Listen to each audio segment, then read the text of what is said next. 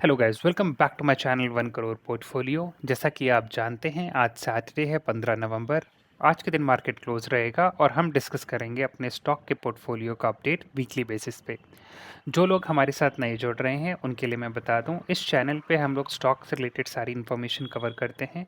कोई भी नया आईपीओ आ रहा हो उसकी पूरी डीप एनालिसिस, उसी के साथ क्वार्टरली रिजल्ट, कोई भी स्टॉक का अपर सर्किट लोअर सर्किट क्यों लग रहा है उसके रीजंस, और उसी के साथ साथ जैसे ही हर डे अपना मार्केट क्लोज होता है तो हम उसकी समरी भी इस चैनल पे पब्लिश करते हैं। और ये सारी वीडियोस आपको, अगर आपको कंटिन्यूएशन में देखनी है तो वो मैं क्यूरेट करता हूँ प्लेलिस्ट में। तो अगर आपको डेली मार्केट समरी चाहिए तो आप उसकी प्लेलिस्ट चेक कर सकते हैं। सेम आप क्वार्टरली रिजल्ट और आईपीओ के लिए भी आप देख सकते हो। तो चलिए दोस्तों, इसी के साथ फिर शुरू करते हैं। जैसा कि आप देख पा रहे होंगे कि अभी मेरे पूरे पोर्टफोलियो की वैल्यू 82,46,224 है। इसमें स्टॉक्स और म्यूचुअल फंड दोनों मिला के है। तो और ओवरऑल रिटर्न चल रहा है हमें लगभग 22% का, यानी कि 14,83,913 रुपये। इस वीडियो में हम कवर करने जा रहे हैं स्टॉक्स के इंफॉर्मेशन, स्टॉक का पोर्टफोलियो टू बी प्रिसाइज। कल की जो वीडियो आएगी उसमें हम म्यूचुअल फंड कवर करेंगे। तो जैसा कि आप देख पा रहे होगे, पोर्टफोलियो एलोकेशन है 64% म्यूचुअल फंड, 36% स्टॉक्स। तो चलिए स्टॉक की तरफ बढ़ते हैं। यहाँ पे आपको दिख रहा होगा कि टोटल इन्वेस्टमेंट मेरा 29,20,523 का है और अभी उसकी वैल्यू 29,74,989 हो गई है। ओवरऑल रिटर्न हमें 54,466 यानी 1.8% का हो रहा है। इसी के साथ मैं आपको लास्ट वीक से भी कंपेयर करके अपना डेटा दिखाना चाहूँगा, ताकि हम लोग वीकली बाय वीकली जब आगे बढ़ें तो हमें अपने पूरे पोर्टफोलियो का ग्रोथ भी साथ में दिखता रहे। तो इसके लिए मैंने एक्सेल एक मेंटेन करके रखी है, जहाँ पे आपको दिख रहा होगा कि 1 नवंबर, फिर 8 नवंबर और फिर आज 15 नवंबर, हर सैटरडे सैटरडे हमारा पोर्टफोलियो कैसे कैसे ग्रो कर रहा है। तो ये है ग्रीन में, ये दिखा रहा है कि हमारा ओवरऑल जो रिटर्न चल रहा है वो इन्वेस्टेड अमाउंट से पॉजिटिव है कि नहीं, और अगर वो कम हो जाएगा तो लाल में दिखाएगा। तो जैसा कि आप देख पा रहे होगे, तो लास्ट वीक हमारा 8 नवंबर को रेड में चला गया था। हमें ओवर 35,000 का लॉस चल रहा था। लेकिन अगर आप अब देखोगे तो ये 29,000 पॉजिटिव में आ गया है और हमें ओवरऑल 54,466 का पॉजिटिव रिस्पॉन्स मिल रहा है।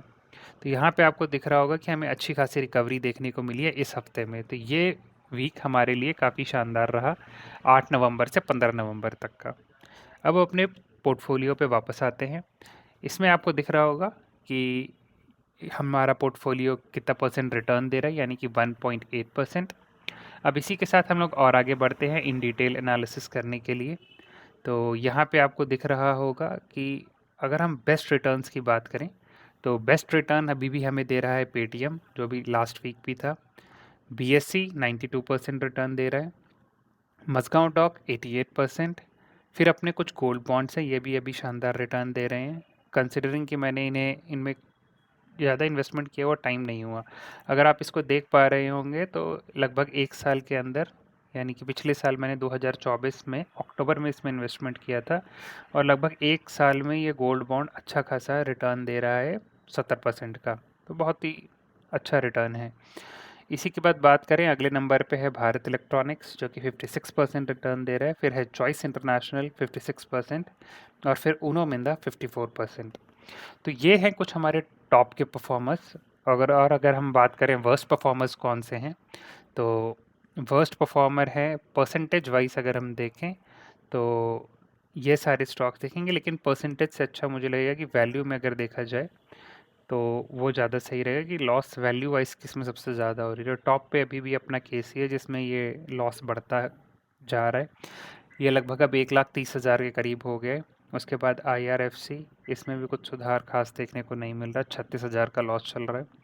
फिर टाटा मोटर्स पैसेंजर्स व्हीकल, इसमें भी इसका ऑल्दो अगर आप देखोगे तो लास्ट वीक, इसी वीक हमें टाटा कॉमर्शियल व्हीकल का ये तो 100 के स्टॉक्स अब जो डिमर्जर के बाद हमें देखने को मिल रहे हैं। तो अपना पैसेंजर व्हीकल पहले से था, अब कमर्शियल व्हीकल इस वीक हमारा लिस्ट हुआ है। तो ये पॉजिटिव में चल रहा है, बट ओवरऑल अपना जो पैसेंजर व्हीकल है वो नेगेटिव में ही है। तो अभी भी ओवरऑल इसमें रिकवरी देखने को नहीं मिल रही, तो टाटा मोटर्स में और वेट करना पड़ेगा, देखते हैं कब ये पॉजिटिव में आता है।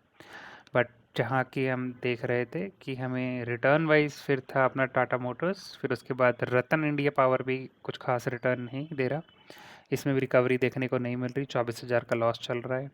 ट्रेंट भी बहुत बुरा परफॉर्म कर रहा है, लगभग 20,000 का लॉस। इरकॉन 16,000 का लॉस। बजाज हाउसिंग फाइनेंस ये भी बहुत बेकार है, 13,000 का लॉस। डिक्सॉन, इसको काफ़ी अच्छा परफॉर्म करते करते अब इसकी वैल्यू 17,000 से 15,000 तक आ गई है, तो ये भी अच्छा खासा लॉस दे रहा है हमको, 13,783 रुपये का। तो ये थे कुछ स्टॉक्स जो अच्छा और ख़राब रिटर्न दे रहे हैं। तो अब हम और एनालिटिक्स की तरफ बढ़ते हैं।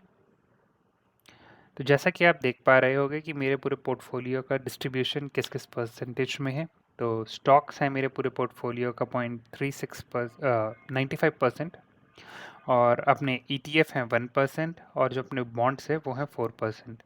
रिटर्न वाइज बात करें तो एटलीस्ट अब लास्ट वीक के कंपैरिजन सब अपने ग्रीन में आ गए हैं, यानी कि स्टॉक्स भी पॉजिटिव रिटर्न दे रहे हैं, ETF 3% रिटर्न दे रहे हैं, और अपने जो बॉन्ड्स हैं 52% के रिटर्न दे रहे हैं। अब यही अगर हम इन स्टॉक्स की बात करें कि स्टॉक्स का कैटेगराइजेशन किस किस कैप्स में है, तो जो मेरे स्टॉक्स हैं वो लगभग 50% लार्ज कैप में है, 26% मिड कैप में है, और 24% स्मॉल कैप में है। लार्ज कैप अभी पॉजिटिव में चल रहा है, 14% का रिटर्न दे रहा है। मिड कैप 1.6% नेगेटिव में, ये थोड़ा ठीक है, ये रिकवर हो जाएगा। बट स्मॉल कैप की बात करें तो ये अभी भी बहुत ही बेकार परफॉर्म कर रही हैं जो कंपनियां स्मॉल कैप की हैं, तो लगभग 19% का नेगेटिव में चल रही हैं। तो ये थी ओवरऑल गाइस मेरे स्टॉक्स और ओवरऑल पोर्टफोलियो की अपडेट। अगर आप चाहते हैं कि मैं ऐसी ही वीडियोस आपके लिए लाता रहूं, तो प्लीज़ मेरे चैनल को सपोर्ट करिए, सब्सक्राइब करके मेरे वीडियोस को। तो see you guys in the next video.